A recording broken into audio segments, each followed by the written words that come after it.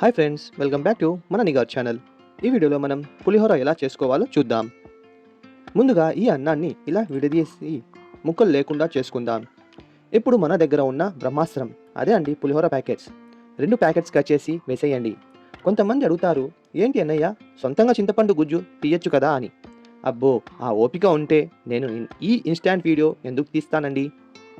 Time saving ముఖ్యం బిగులు. Powder బాగా కలిపి పక్కన పెట్టండి. ఆ మసాలా అన్నానికి బాగా పట్టాలి. ముందుగానే మనం రెడీ చేసుకుని పెట్టుకున్న కట్ చేసిన ఆనియన్స్, కరివేపాకు, కొత్తిమీర, ఎండుమిర్చి, శనగగింజలు, శనగబ్యాళ్ళు ఇవి పక్కన పెట్టుకుందాం. ఇక్కడ అసలైన కథ మొదలవుతుంది. కడాయి పెట్టి ఆయిల్ వేయండి. ఆయిల్ వేడెక్కాక ఆవాలు వేసి అవి డ్యాన్స్ చేయడం మొదలు పెట్టాక మన శనగగింజలు, శనగబ్యాళ్ళు వేసేయండి.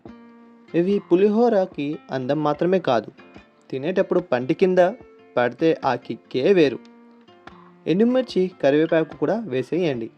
అవి వేగుతున్నప్పుడు వచ్చే వాసన పక్కింటి వాళ్ళకి కూడా తెలియాలి ఇక్కడ ఏదో స్పెషల్ జరుగుతుంది అని. ఇప్పుడు మన ఆనియన్స్ ఇవి వేసి దోరగా వేయించేయండి.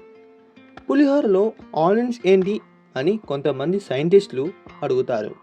ఇది నా రెసిపీ, నా ఇష్టం.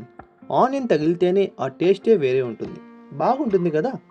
చివరిగా కొత్తిమీర, సరిపడే ఉప్పు వేసేద్దాం. ఈ మిశ్రమాన్ని తీసుకెళ్ళి అన్నంలో కలిపేసేయండి. చూస్తుంటే నోట్లో నీళ్లు తిరుగుతున్నాయి కదా. ప్లేట్ పక్కన పెట్టుకొని వెయిట్ చేస్తున్న వాళ్ళకి ఇది కనిపించకుండా జాగ్రత్త పడండి, లేకపోతే అన్నం కలపక ముందే సగం ఖాళీ అయిపోతుంది.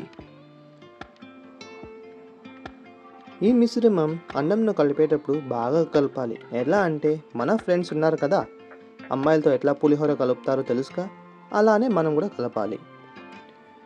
లాస్ట్లో ఒక 5 minutes లో ఫ్లేమ్లో పెట్టి వేడి చేయండి. అంతే, రాత్రి మిగిలిన అన్నం కాస్త రాజసం ఉట్టిపడేలా పులిహోరగా మారిపోతుంది. ఇలాంటి క్విక్ రెసిపీస్, ఇన్స్టాంట్ రెసిపీస్ కోసం మీ నిగార్ ఛానల్ని సబ్స్క్రైబ్ చేసుకోండి. Thank you for watching.